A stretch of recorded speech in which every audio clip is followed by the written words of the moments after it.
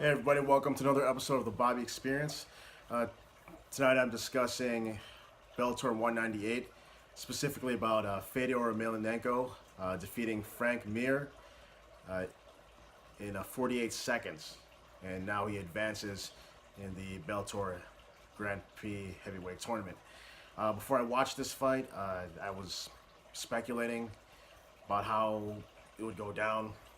I thought of how Frank Mir has excellent jiu-jitsu, but he prefers standing up, at least from what I've seen in his last previous fights.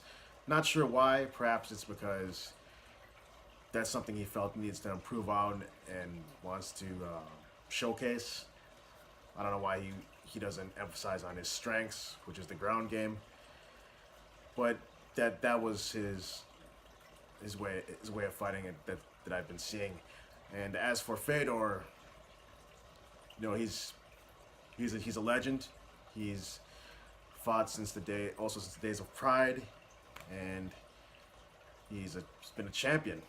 He's one of the biggest names of mixed martial arts who hasn't been in the UFC. And I think that ship had sailed.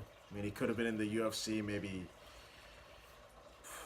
I'd say, 5 or a little more years ago, but he chose not to take the offer that was given to him.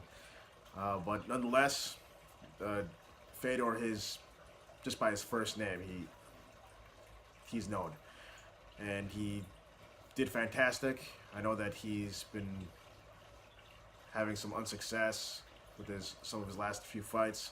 He was coming off a loss from his fight with Matt Mitrione, who defeated him in the first round. But Matt Mitrione gave Fedor props and saying he was the best of all time. Not sure where I think he really stands, because I'm left wondering, because he wasn't in the UFC, who could he have gone against to be able to say without a doubt that he is, the best? So I guess it's just a matter of opinion. What does it mean to be the best? But going back to what we're talking about with this fight, congrats to Fedor. Seems like he's working out his way back to a comeback, and I give props to Frank Mir. He's a bit of a legend himself. He was a 2-time UFC champion, and fantastic ground game, great jiu-jitsu that he's had, but haven't seen it lately. And I hope this isn't the last time we've seen Frank Mir. So Fedor advances in this tournament, and he will fight Chael Sonnen, the American Gangster. I don't see Chael winning this, but at the same time, I don't want to count him out. He did beat Rampage Jackson to advance, but Rampage didn't seem like he was at his best. And Chael mixed it up. He not only wrestled him, but he also stood with Rampage too. And I thought that was a bit gutsy, because Rampage has a ton of power in those hands, that knockout power. But Chael was willing to stand up and also take him down. And I think Rampage was frustrated in that fight. And I'm still looking forward to seeing Fedor fight Chael Sonnen, even though I think Fedor will bulldoze right through him, smash him.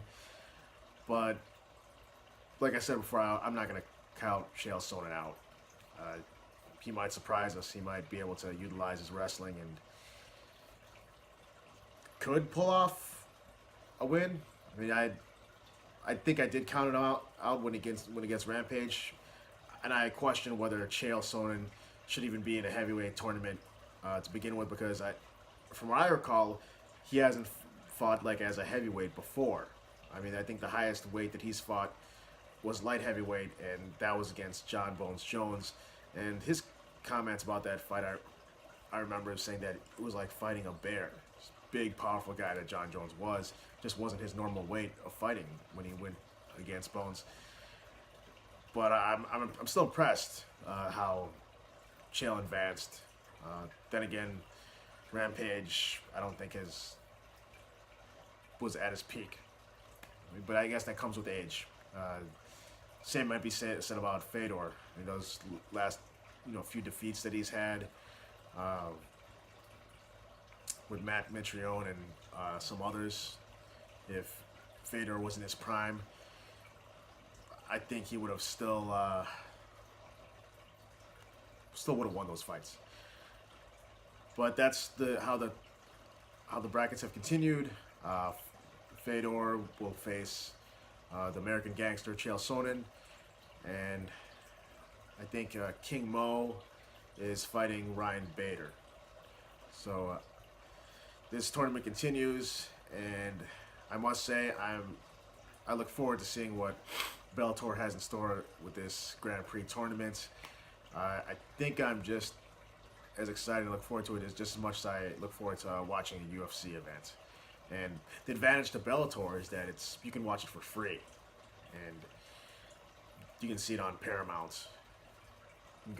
I myself plan to go into some local sports bar and tuning in to see how this goes, how this tournament continues. But this is Bobby with the Bobby Experience for MMA news and delivery videos and other kind of videos in general when it comes to entertainment and other things. Tune in. This is Bobby signing out. Have a great night.